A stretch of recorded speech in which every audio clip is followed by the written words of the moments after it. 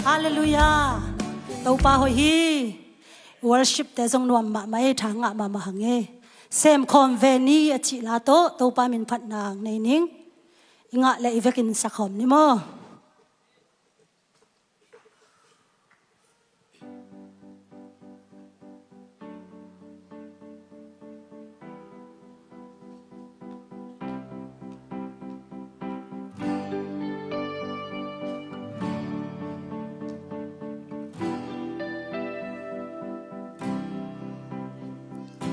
Ahoy lampan en thele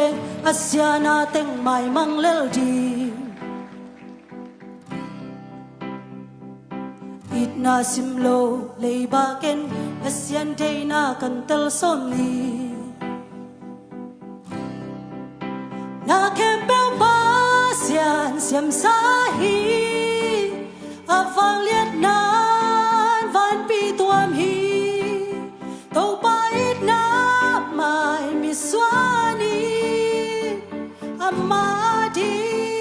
sem conveni pan pan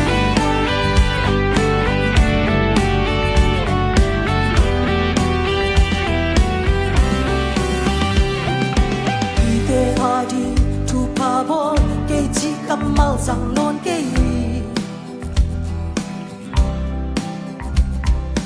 aqua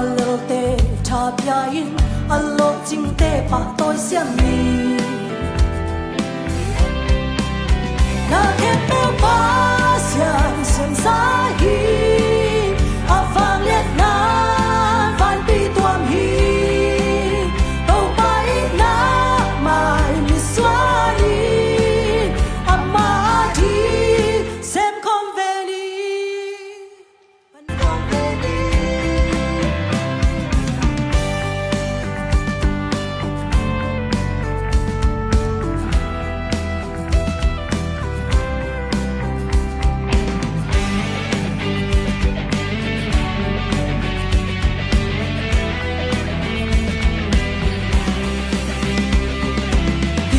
Kya din nung tani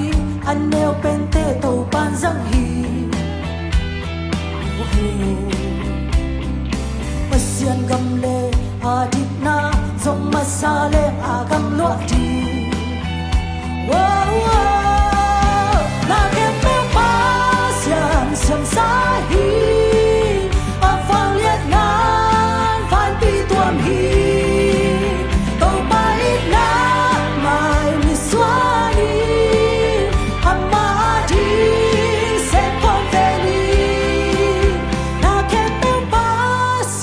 siam sahi